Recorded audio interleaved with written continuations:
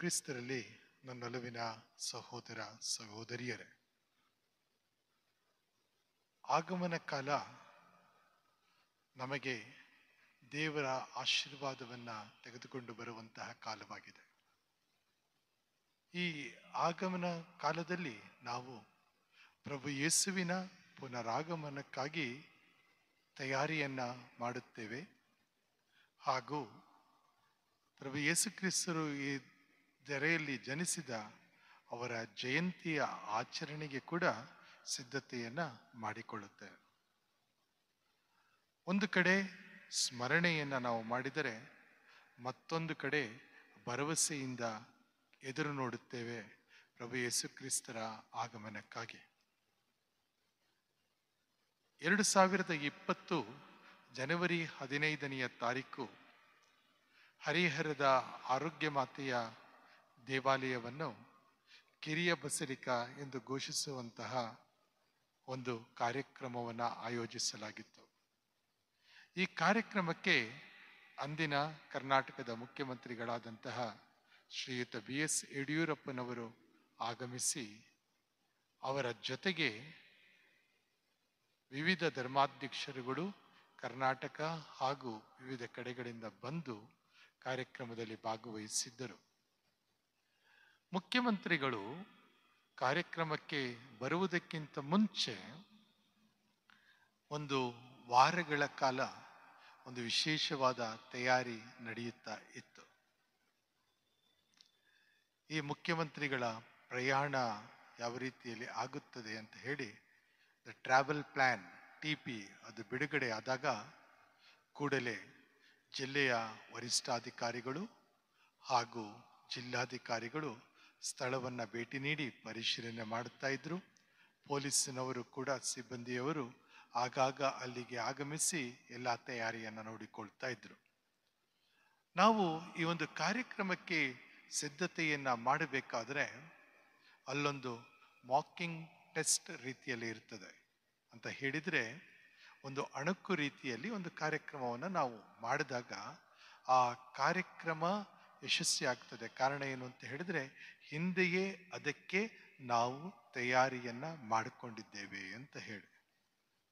ಕೊನೆಗೆ ಆ ಕಾರ್ಯಕ್ರಮ ಸುಂದರವಾಗಿ ಮೂಡಿ ಬಂದಾಗ ಜನರೆಲ್ಲರೂ ಎಷ್ಟೊಂದು ಚೆನ್ನಾಗಿತ್ತು ಕಾರ್ಯಕ್ರಮ ಎಂದು ಹೇಳ್ತಾ ಇರಬೇಕಾದ್ರೆ, ಅದರ ಹಿಂದೆ ಇದ್ದಂತಹ ಪರಿಶ್ರಮ, ಅದರ ಹಿಂದೆ ಇದ್ದಂತಹ ಬೆವರು, ಕೆಲಸ ಮಾಡಿದಂಥ ವ್ಯಕ್ತಿಗಳಿಗೆ ಮಾತ್ರ ಗೊತ್ತಾಗ್ತಾ ಇತ್ತು. ಆ ಸಂದರ್ಭದಲ್ಲಿ ಆ ಸ್ಥಳದಲ್ಲಿ ನಾನಿದ್ದುದರಿಂದ ಈ ಎಲ್ಲ ವಿಷಯಗಳನ್ನು ಹೇಳೋದಕ್ಕೆ ನನಗೆ ಸಾಧ್ಯವಾಯಿತು. ಪ್ರೀತಿಯ ಸಹೋದರ ಸಹೋದರಿಯರೇ, ಜಗದ್ರಕ್ಷಕರೇ ಈ ಧರೆಗೆ ಆಗಮಿಸ್ತಾ ಇದ್ದಾರೆ. ದೇವಾದಿ ದೇವರೇ ಈ ಧರೆಗೆ ಬರುತ್ತಾ ಇದ್ದಾರೆ. ಹಾಗಿರಬೇಕಾದರೆ ನಾವು ಏನು ಮಾಡಬೇಕು? ಒಬ್ಬ ಸಾಮಾನ್ಯ ಅತಿಥಿ ಮನೆಗೆ ಬರ್ತಾರೆ ಅಂತ ಗೊತ್ತಾದ ತಕ್ಷಣ ನಾವೇನು ಮಾಡ್ತೀವಿ? ಮನೆಯನ್ನು ಶುಚಿ ಮಾಡ್ತೇವೆ, ಮನೆಯ ಅಂಗಳವನ್ನು ನಾವು ಶುದ್ಧಗೊಳಿಸುತ್ತೇವೆ. ಹಾಗೂ ಬಂದಂತಹ ವ್ಯಕ್ತಿಗಳಿಗೆ ಯಾವುದು ಪ್ರಿಯವಾದುದು ಅಂತೇಳಿ ಊಟವನ್ನು ತಯಾರಿ ಮಾಡಿ ಅದನ್ನು ಅವರಿಗೆ ನೀಡುತ್ತೇವೆ, ಪಾನೀಯವನ್ನು ನೀಡುತ್ತೇವೆ. ಹೀಗೆ ಸಾಮಾನ್ಯವಾದ ನೆಂಟರಿಷ್ಟರು ನಮ್ಮ ಮನೆಗೆ ಬರ್ತಾರೆ ಅಂತ ಗೊತ್ತಾದ ತಕ್ಷಣ ಇಷ್ಟು ತಯಾರಿಯನ್ನು ಮಾಡಬೇಕಾದ್ರೆ, ಇನ್ನು ನಮ್ಮ ರಾಜಾದಿ ರಾಜರಾದಂಥ ಪ್ರಭು ಯೇಸು ಕ್ರಿಸ್ತರ ಜನನ ಈ ಧರೆಯಲ್ಲಿ ಆಗಬೇಕಾದ್ರೆ ಯಾವ ರೀತಿಯ ತಯಾರಿಯನ್ನು ಮಾಡಬೇಕು, ಯಾವ ರೀತಿಯ ತಯಾರಿ ಆಗಿರಬೇಕು ಎನ್ನುವುದು ಇವತ್ತಿನ ವಾಚನಗಳ ಸಾರಾಂಶವಾಗಿದೆ. ಮೊಟ್ಟ ಮೊದಲನೆಯದಾಗಿ ನಾವು ಓದುತ್ತೇವೆ, ಆದಾಮ ಹಾಗೂ ಹವ್ವಳು, ನಮ್ಮ ಮೊದಲ ತಂದೆ ತಾಯಿಗಳು ಇಬ್ಬರೂ ಕೂಡ ಪಾಪವನ್ನು ಮಾಡಿದರು. ಆ ಪಾಪವನ್ನು ಪಾಪ ಎಂದು ಕರೆಯದ ಧರ್ಮಸಭೆ ಇದೊಂದು ಸಂತೋಷದ ಆನಂದದ ಪಾಪ ಅಂತ ಹೇಳಿ ಕರೆಯಲಾಗ್ತದೆ. ಓ ಫೆಲಿಕ್ಸ್ ಕುಲ್ಪಾ ಅಂತ ಹೇಳಿ ಲತೀನ ಭಾಷೆಯಲ್ಲಿ ಹೇಳ್ತಾರೆ. ಫೆಲಿಕ್ಸ್ ಎಂದರೆ ಸಂತೋಷ, ಕುಲ್ಪ ಎಂದರೆ ಪಾಪ. ಪಾಪಕ್ಕೂ ಸಂತೋಷಕ್ಕೂ ಯಾವ ಸಂಬಂಧ? ಎತ್ತಣದ ಮಾಮರ, ಎತ್ತಣದ ಕೋಗಿಲೆ. ಪಾಪವಿಲ್ಲಿ, ಸಂತೋಷವಿಲ್ಲಿ. ಯಾಕಂದ್ರೆ ಒಂದಕ್ಕೊಂದು ತದ್ವಿರುದ್ಧ. ಒಂದು ಕತ್ತಲೆಯನ್ನು ಸೂಚಿಸಿದರೆ ಮತ್ತೊಂದು ಬೆಳಕನ್ನು ಸೂಚಿಸುತ್ತದೆ. ಆದರೆ ಆದಾಮ ಮತ್ತು ಹವ್ವ ಇಬ್ಬರು ಕೂಡ ಆ ಪಾಪವನ್ನ ಅಂದು ಮಾಡಿದ್ದರಿಂದ ಲೋಕರಕ್ಷಕರ ಜನನ ಈ ಧರೆಯಲ್ಲಿ ಆಯಿತು ಎನ್ನುವುದನ್ನು ನಾವು ಮರೆಯಕೂಡದು. ಅದಕ್ಕಾಗಿ ಧರ್ಮಸಭೆ ಇದೊಂದು ಸಂತೋಷದ ಪಾಪ, ಆನಂದದ ಪಾಪ, ಓ ಫೆಲಿಕ್ಸ್ ಕುಲ್ಪ ಎಂದು ಕರೆಯುತ್ತದೆ. ಈ ಒಂದು ಸಂದರ್ಭದಲ್ಲಿ ಇವತ್ತಿನ ಮೊದಲನೆಯ ವಾಚನದಲ್ಲಿ ನಾವು ನೋಡ್ತೇವೆ, ಯೆಶಾಯ ಪ್ರವಾದಿಯು ಹೇಳ್ತಾನೆ, ಮಾರ್ಗವನ್ನು ಸಿದ್ಧಗೊಳಿಸಿರಿ, ಪ್ರಿಪೇರ್ ದ ವೇ. ಯಾತಕ್ಕಾಗಿ ನಾವು ಮಾರ್ಗವನ್ನು ಸಿದ್ಧಗೊಳಿಸಬೇಕು? ಎಲ್ಲ ಹಳ್ಳ ಕೊಳ್ಳಗಳಿದ್ದಾವೆ. ಅಂದರೆ ಪಾಪಮಯ ಜೀವನದಲ್ಲಿ ನಾವು ಇರಬೇಕಾದರೆ, ಪುಣ್ಯವನ್ನ ಪಡೆದುಕೊಳ್ಳಲು ನಾವು ಹವಣಿಸಬೇಕಾದರೆ ಅಲ್ಲಿ ಆಗಬೇಕಾದಂತಹ ಕಾರ್ಯ ಯಾವುದು ಅಂತ ಕೇಳಿದರೆ, ನಾವು ಮಾರ್ಗವನ್ನು ಸಿದ್ಧ ಮಾಡಿಕೊಳ್ಳಬೇಕು. ಯಾವ ಮಾರ್ಗ ಅದು?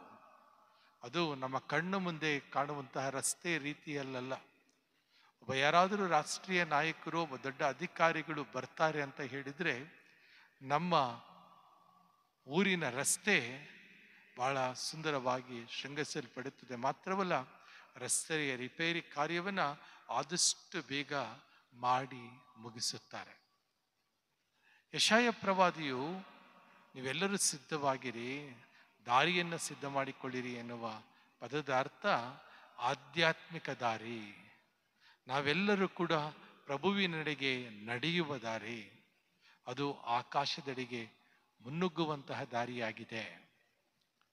ಅದೇ ರೀತಿಯಲ್ಲಿ ಹೇಗೆ ಸರ್ವೇಶ್ವರ ಈ ಧರೆಗೆ ಬಂದು ಆಡಳಿತವನ್ನ ನಡೆಸ್ತಾನೆ ಅಂತ ಹೇಳಿದ್ರೆ, ಆತ ಒಬ್ಬ ಶಕ್ತಿಶಾಲಿಯಾಗಿ ಕೆಲಸವನ್ನ ಮಾಡ್ತಾನೆ. Is A mighty god, is very powerful ಅಂತ ಹೇಳಿ. ಆದರೆ ಈ ಶಕ್ತಿವಂತ ದೇವರಿಗೂ ಕೂಡ ಒಂದು ಮುಖವಿದೆ. ಅದು ಯಾವ ಮುಖ? ಕರುಣೆಯ ಮುಖ. ಅದಕ್ಕೆ ನಾವು ನೋಡ್ತೇವೆ, ಮೊದಲನೆಯ ವಾಚನದಲ್ಲಿ ಯೆಶಾಯ ಪ್ರವಾದಿ ಹೇಳ್ತಾನೆ, ಆತ ಒಬ್ಬ ಒಳ್ಳೆಯ ಕುರುಬನ ರೀತಿಯಲ್ಲಿ ಆಳ್ವಿಕೆಯನ್ನ ಮಾಡ್ತಾನೆ, ಒಬ್ಬ ಒಳ್ಳೆಯ ಕುರುಬನ ರೀತಿಯಲ್ಲಿ ಆಳ್ವಿಕೆಯನ್ನ ಮಾಡ್ತಾನೆ ಅಂತ ಹೇಳಿ. ಹೌದು ಪ್ರೀತಿಯ ಸಹೋದರ ಸಹೋದರಿಯರೇ, ಇನ್ನು ಎರಡನೆಯ ವಾಚನದಲ್ಲಿ ಸಂತ ಪೇತ್ರರು ನಮಗೆ ಒಂದು ಮಾತನ್ನ ತಿಳಿಯಪಡಿಸ್ತಾರೆ. ನಾವಾದರೂ ಹೊಸ ಆಕಾಶ ಮತ್ತು ಭೂಮಂಡಲಕ್ಕೆ ಕಾಯ್ತಾ ಇದ್ದೆವು. ಏನೇನಾಗ್ತದೆ ಈ ಹೊಸ ಆಕಾಶ ಮತ್ತು ಭೂಮಂಡಲದಲ್ಲಿ? ನಾವು ಮತ್ತೊಂದೆಡೆಯಲ್ಲಿ ಓದುತ್ತೇವೆ, ಎಲ್ಲಿ ಒಂದು ಮಗುವು ಸಿಂಹದೊಂದಿಗೆ ಆಟವಾಡುತ್ತದೆ ಅಂತ. ಯಾಕಂತ ಹೇಳಿದ್ರೆ, ಸಿಂಹದ ಜೊತೆಗೆ ಯಾರಾದರೂ ಆಟ ಆಡೋದಕ್ಕೆ ಸಾಧ್ಯನೇ? ಮನುಷ್ಯನಾಗಿರುವಂತ ಯಾವ ವ್ಯಕ್ತಿಯು ಕೂಡ ಆಟ ಆಡಲು ಸಾಧ್ಯವಿಲ್ಲ. ಯಾಕಂತ ಹೇಳಿದ್ರೆ ಅದು ಆತನನ್ನ ತಿಂದಿ ಹಾಕಿಬಿಡುತ್ತದೆ, ಆ ಮಗುವನ್ನ ಹೊಸಕಿ ಹಾಕಿಬಿಡುತ್ತದೆ. ತನ್ನ ಒಂದು ಹಸಿವನ್ನ ಹೀಗೆ ತಿನ್ನುವುದರ ಮೂಲಕ ಅದು ಮಾಡ್ತದೆ. ಆದರೆ ದೇವರ ಸಾಮ್ರಾಜ್ಯದಲ್ಲಿ, ಅಂದರೆ ಹೊಸ ಜಗತ್ತಿನಲ್ಲಿ, ಹೊಸ ಭೂಮಿ ಆಕಾಶವನ್ನ ಕಾಣುವಂತಹ ಬಯಕೆಯನ್ನ ಸಂತ ಪೇತ್ರರು ಇವತ್ತಿನ ಎರಡನೇ ವಾಚನದಲ್ಲಿ ಅಪೇಕ್ಷಿಸ್ತಾ ಇರಬೇಕಾದ್ರೆ, ಈ ಒಂದು ಚಿತ್ರಣ ನಮ್ಮ ಕಣ್ಣು ಮುಂದೆ ಇರಬೇಕು. ಯಾಕಂದ್ರೆ ಯೇಸು ಕ್ರಿಸ್ತರ ಆಗಮನ ಈ ಧರೆಯಲ್ಲಿ ಹೊಸ ಆಕಾಶವನ್ನು, ಒಂದು ನವ ಭೂಮಿಯನ್ನ ಸೃಷ್ಟಿ ಮಾಡಿತು. ಪಾಪ ರಹಿತವಾಗಿ ಜೀವಿಸಲು ನಮಗೆ ಕಲಿಸಿಕೊಟ್ಟಿತು. ನಾವು ಪಾಪವನ್ನ ಮಾಡಿದ್ದರಿಂದ ಆ ಪಾಪವನ್ನ ಹೊತ್ತುಕೊಳ್ಳಲು ಜಗತ್ ರಕ್ಷಕರು ಈ ಧರೆಗೆ ಬರಬೇಕಾಯಿತು. ಇಲ್ಲಿ ಒಬ್ಬ ವ್ಯಕ್ತಿಯ ಒಂದು ಪರಿಚಯವನ್ನ ಮಾಡಿಕೊಡ್ತಾ ಇದೆ ದೇವರ ವಾಕ್ಯ.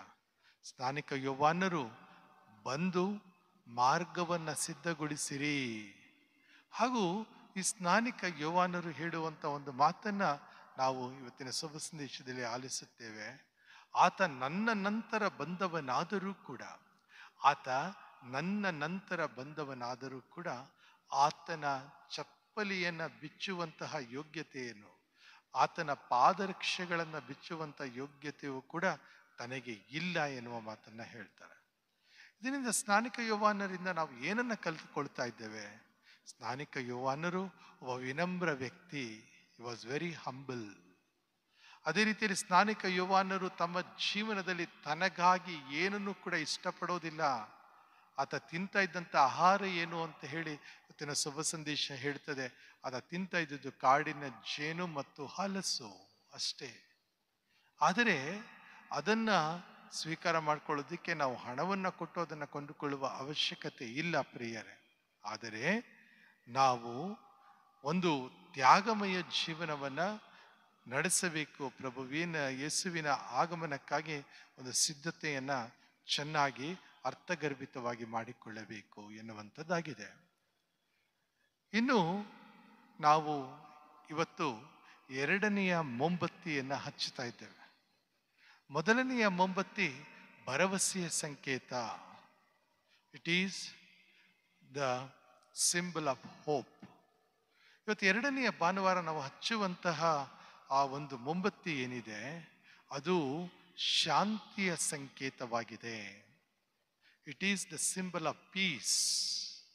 ಇವತ್ತು ಈ ಜಗತ್ತಿನಲ್ಲಿ ಇಸ್ರಾಯೇಲ್ ಮತ್ತು ಹಮಾಸ್ನ ನಡುವೆ ದೊಡ್ಡ ಕದನ ನಡೀತಾ ಇರಬೇಕಾದರೆ, ಶಾಂತಿಗಾಗಿ ಜಗತ್ತು ಹಾತೊರೆಯುತ್ತಾ ಇರಬೇಕಾದರೆ, ಶಾಂತಿಯ ದೂತರಾಗಿ ಆಗುವಂತಹ ಪ್ರಭು ಯೇಸು ಕ್ರಿಸ್ತರು, ಶಾಂತಿಯ ರಾಜರಾಗಿ ಜಗತ್ತನ್ನ ಬೆಳಗಿದಂಥ ಪ್ರಭು ಯೇಸು ಕ್ರಿಸ್ತರು ತಾವು ಜನಿಸಿದಂತಹ ಸ್ಥಳ ತಮ್ಮ ಜನ್ಮಭೂಮಿಯಲ್ಲಿಯೇ ಈ ರೀತಿಯ ಒಂದು ಯುದ್ಧ ಕಲಹ ಆಗ್ತಾ ಇರಬೇಕಾದ್ರೆ ಅಲ್ಲಿ ಶಾಂತಿಯನ್ನ ಮೂಡಿಸಲು ಶಾಂತಿಯ ರಾಜಕುಮಾರನಾಗಿ ಪ್ರಭು ಯೇಸು ಕ್ರಿಸ್ತರೇ ಬರಬೇಕಾಗಿದೆ.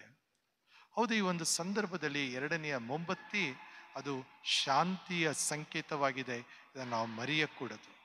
ಮೊದಲನೆಯ ಮೊಂಬತ್ತಿ ಭರವಸೆಯ ಸಂಕೇತವಾಗಿತ್ತು, ಎರಡನೆಯ ಮೊಂಬತ್ತಿ ಶಾಂತಿಯ ಸಂಕೇತವಾಗಿದೆ. ಇದೇ ಒಂದು ಇದರಲ್ಲಿಯೇ ಸಂತ ಪೇತ್ರರು ನುಡಿಯುವಂಥ ಮಾತು, ಹೊಸ ಆಕಾಶ ಮತ್ತು ಹೊಸ ಭೂಮಿ ಅದು ಏನನ್ನ ಸೂಚಿಸುತ್ತೆ ಅಂತ ಹೇಳಿದರೆ, ಎಲ್ಲರೂ ಅಣ್ಣ ತಮ್ಮಂದಿರ ರೀತಿಯಲ್ಲಿ, ಎಲ್ಲರೂ ಅಕ್ಕ ತಂದೆಯರ ರೀತಿಯಲ್ಲಿ ಜೀವನವನ್ನ ನಡೆಸಬೇಕು ಎನ್ನುವಂಥದ್ದು. ಎಲ್ಲಿ ಭ್ರಾತೃತ್ವ ಇದೆಯೋ, ಎಲ್ಲಿ ಐಕ್ಯತೆ ಇದೆಯೋ ಅಲ್ಲಿ ಶಾಂತಿ ಇರುತ್ತದೆ. ಎಲ್ಲಿ ಬೆಳವಣಿಗೆ ಇದೆಯೋ ಅಲ್ಲಿ ಶಾಂತಿ ಇರುತ್ತದೆ. ಅದಕ್ಕೆ 6ನೇ ಪೌಲರು ತಮ್ಮ ಪರಿಪತ್ರ ಒಂದರಲ್ಲಿ ಹೇಳ್ತಾರೆ, development is the another name for piece ಅಂತೇಳಿ. ಶಾಂತಿಗೆ ಅಭಿವೃದ್ಧಿ ಇನ್ನೊಂದು ಹೆಸರಾಗಿದೆ ಅಂತ ಹೇಳಿ. ಎಲ್ಲಿ ಅಭಿವೃದ್ಧಿ ಇದೆಯೋ, ಎಲ್ಲಿ ಜನರ ಕಣಿಗೆಯಲ್ಲಿ ಹಣವಿದೆಯೋ ಅಲ್ಲಿ ಸಾಮಾನ್ಯವಾಗಿ ಒಂದು ರೀತಿಯ ಆಂತರಿಕ ಶಾಂತಿ ಇರುತ್ತದೆ. ಯಾಕಂದ್ರೆ ಯಾವುದರ ಬಗ್ಗೆ ಕೂಡ ನಾವು ಚಿಂತೆಯನ್ನ ಮಾಡುವಂತ ಅವಕಾಶ ಅಲ್ಲಿ ಇರುವುದಿಲ್ಲ. ಹೌದು ಪ್ರೀತಿಯ ಸಹೋದರ ಸಹೋದರಿಯರೇ, ಭರವಸೆಯ ಮೊಂಬತ್ತಿಯನ್ನ ಕಳೆದ ಭಾನುವಾರ ನಾವು ಹಚ್ಚಿದೆವು. ಇವತ್ತು ಶಾಂತಿಯ ಮೊಂಬತ್ತಿಯನ್ನ ಹಚ್ಚುತ್ತಾ ಇರಬೇಕಾದರೆ ಆ ದಯಾಮಯ ದೇವರು ಶಾಂತಿಯ ದೂತರಾಗಿ ನಮ್ಮ ಬಾಳನ್ನ ಬೆಳಗಿಸಲಿ. ಆ ದಯಾಮಯ ದೇವರು ತನ್ನ ಕೃಪೆಯ ಹಸ್ತದಿಂದ ನಮಗೆ ಆಶೀರ್ವಾದವನ್ನು ಕರುಣಿಸಲಿ.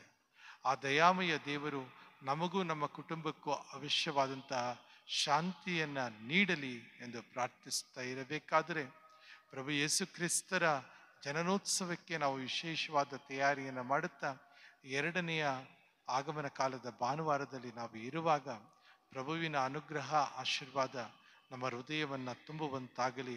ಶಾಂತಿಯ ದೂತರಾಗಿರುವಂತಹ ಪ್ರಭು ಯೇಸು ಕ್ರಿಸ್ತರು ನಮ್ಮೆಲ್ಲರನ್ನ ಆಶೀರ್ವದಿಸಿ ಕಾಪಾಡಲಿ ಎಂದು ಭಕ್ತಿಯಿಂದ ಪ್ರಾರ್ಥಿಸೋಣ.